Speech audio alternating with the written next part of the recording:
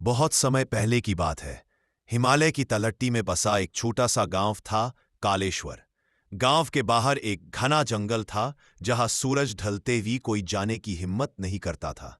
कहा जाता था कि वहां एक ब्रह्म राक्षस का वास है।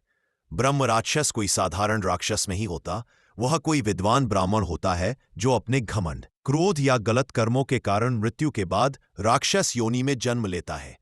कालेश्वर के जंगल में रहने वाला ब्रह्म राक्षस भी तभी एक महान पंडित था, पंडित सोमदेव। सोमदेव वेदों, मंत्रों और तंत्र का अपार ज्ञाता था। दूर दूर से लोग उससे ज्ञान लेने आते थे, लेकिन ज्ञान के साथ साथ उसके भीतर घमंड भी बढ़ता गया। वह खुद को देवताओं से भी बड़ा समझने लगा। एक दिन उसने अहंकार में आकर श्मशान में बैठकर वर्जित तांत्रिक साधना शुरू कर दी। गुरु की मनाही और शास्त्रों की सीमा को तोड़ दिया। उसी रात उसकी मृत्यु हो गई और उसकी आत्मा को शांति नहीं मिली। उसकी आत्मा ब्रह्म राक्षस बनकर उसी पीपल के पेड़ पर बस गई। अब वह आत्मा रात होते ही विकराल रूप धारण कर लेती।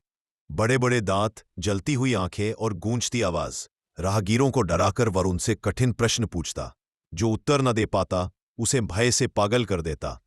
कई लोग जंगल में भटककर मर भी गए। गांव वाले बहुत डर गए। खेत उजड़ने लगे, बच्चे बीमार रहने लगे। तब गांव के बुजुर्गों ने एक संत को बुलाया, महात्मा विरागानंद। महात्मा जी ने ध्यान लगाया और कहा, यह ब्रह्म राक्षस है, इसे मारना समाधान नहीं, इसे मुक्ति चाहिए। अमावस्या की रात महात्मा जी पीपल के पेड़ के नीचे गए। अचानक हवा तेज हो गई, पेड़ हिलने लगे और ब्रह्म राक्षस प्रकट हुआ। गर्जना करते हुए वह बोला, तू कौन है जो मेरी भूमि में आया है? महात्मा जी शांत स्वर में बोले, मैं तुझे मुक्त करने आया हूं सोमदेव। अपना नाम सुनकर ब्रह्म राक्षस कांप उठा। वर्षों बाद किसी ने उसे उसके असली नाम से पुकारा था। उसकी आंखों से आंसू बहने लगे। उसने कहा, मैंने ज्ञान का घमंड किया, इसलिए यह दंड मिला। महात्मा जी ने उसे गीता का उपदेश दिया, प्रायश्चित मंत्र करवाए और उससे कहा कि वह अपने अहंकार को त्याग दे। पूरी रात मंत्रोच्चार चला। अंत में ब्रह्म राक्षस ने हाथ जोड़कर क्षमा मांगी। जैसे ही सूरज की पहली किरण पड़ी, एक तेज प्रकाश हुआ और ब्रह्म राक्षस की आत्मा शांत होकर आकाश में विलीन हो गई। उस दिन के बाद जंगल शांत हो गया। पीपल का पेड़ आज भी खड़ा है, लेकिन अब वहां डर नहीं बल्कि शांति महसूस होती है।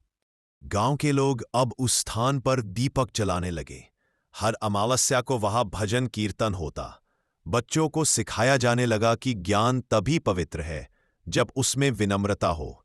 कालेश्वर गांव ने उस घटना से यह सीख ली कि अहंकार पतन का कारण और पश्चाताप मुक्ति का द्वार होता है।